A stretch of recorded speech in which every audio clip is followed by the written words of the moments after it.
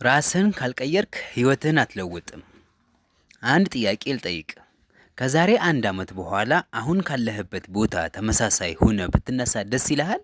ተመሳሳይ እውቀት፣ ተመሳሳይ ልማድ፣ ተመሳሳይ አስተሳሰብ፣ ተመሳሳይ የገቢ ሁኔታ፣ ተመሳሳይ ችግር፣ ተመሳሳይ ስበብ እንደዚህ ሆኖ 1 ዓመት ቢያልፍስ? 5 ዓመት ቢያልፍስ? ይህ ጥያቄ ለመመለስ ሌላ ሰው አያስፈልግም። ራስህ ብቻ ተመልከት። ምክንያቱም የወደፊት ህይወት በአብዛኛው የሚገነባው ዛሬ በምታደርጋቸው ትናንሽ ነገሮች ነው።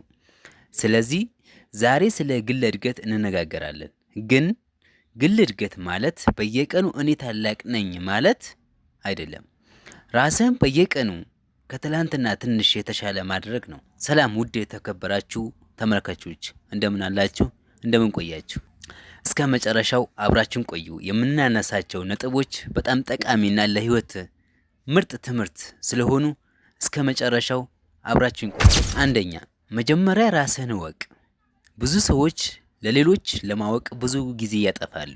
ማን ምን አደረገ፣ ማን ምን ገዛ፣ ማን ምን አሳካ፣ ግን አንድ ጥያቄ ለራሳቸው አይጠይቁም። እኔ ማን ነኝ? እኔ ምን እችላለሁ? ምን አልችልም? ምን እፈራለሁ? ምን ይማርከኛል? ምን ነገር እንደምችል ገና አልሞከርኩም። የግል እድገት የሚጀምረው ከነዚህ ጥያቄዎች ነው። ራስህ ሳታውቅ የሌላ ሰው ህይወት መከተል ቀላል ነው። እሱ የሚሄድበት ትሄዳለህ፣ እሱ የሚሰራውን ትሰራለህ፣ እሱ የሚፈልገውን ትፈልጋለህ። ግን ያ የአንተ ህልም መሆኑን ምን ያረጋግጥልሃል? ስለዚህ ከሌሎች ጋር መወዳደር ከመጀመር በፊት ራስህን ማወቅ ጀምር። ሁለተኛው ነጥባችን፣ እውቀት ብቻ አይበቃም። ይህ በጣም ወሳኝ ነገር ነው። ምናልባት ብዙ ነገር ታውቃለህ፣ ብዙ ቪዲዮዎች ታያለህ፣ ብዙ መጽሐፍ ታነባለህ፣ ብዙ ምክር ትሰማለህ። ግን አንድ ጥያቄ አለ። የምታውቀውን ምን ያህል ተግብረሃል? እውቀት ካልተገበረ በአእምሮ ውስጥ የተቀመጠ መረጃ ብቻ ነው። ለምሳሌ ጤናማ ለመሆን ምን እንደሚያስፈልግህ ታውቃለህ? ግን ተግባር ካልኖረ እውቀት አይጠቅምህም። ገንዘብ እንዴት መቆጠብ እንዳለብህ ታውቃለህ፣ ግን ካልቆጠብክ እውቀቱ አያድንህም። ሙያ መማር እንዳለብህ ታውቃለህ፣ ግን ካልጀመርክ እውቀቱ ሙያ አይሆንም። ስለዚህ አንድ ነገር ተማር፣ ከዚያ ተግብረው። አንድ እውቀት ወደ አንድ ተግባር ቀይር። ነጥብ 3፣ ልማድህ የወደፊትህን እየገነባ ነው። በአንድ ቀን ህይወትን ልትቀይር ትችላለህ። ምናልባት አዎ፣ ግን በአብዛኛው ህይወት የሚቀየረው በአንድ ትልቅ ቀን ሳይሆን በብዙ ትናንሽ ቀናት ነው።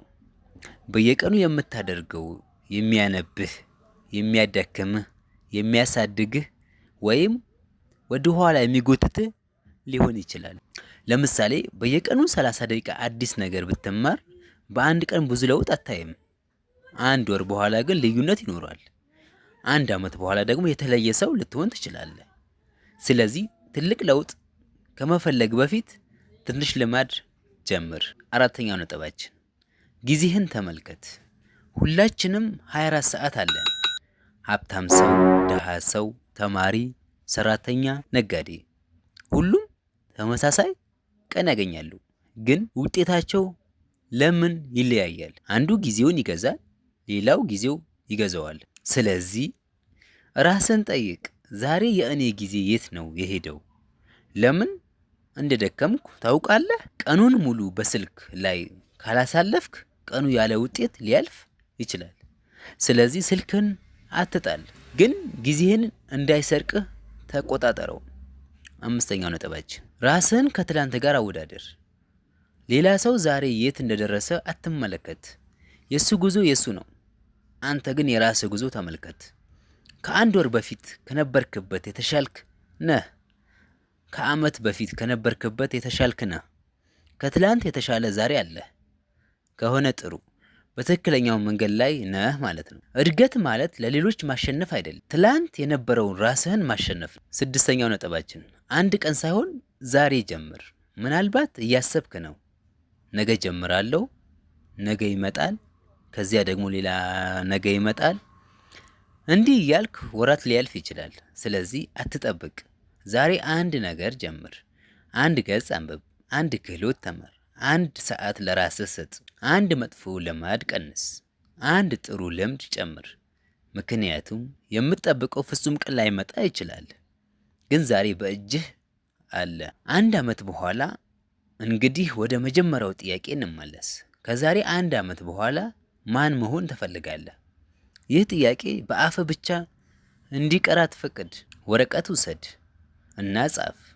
ከአንድ ዓመት በኋላ ማን መሆን እፈልጋለሁ? ከዚያ በታች ወደዚያ ለመድረስ ዛሬ ምን ማድረግ እችላለሁ ብለህ ጻፍ። መልሱ ትልቅ መሆን አይጠበቅበትም። አንድ ትንሽ እርምጃ በቂ ነው። ምክንያቱም ህይወትህ በአንድ ቀን አይቀየርም። በየቀኑ በምታደርገው ነገር ትቀየራለች።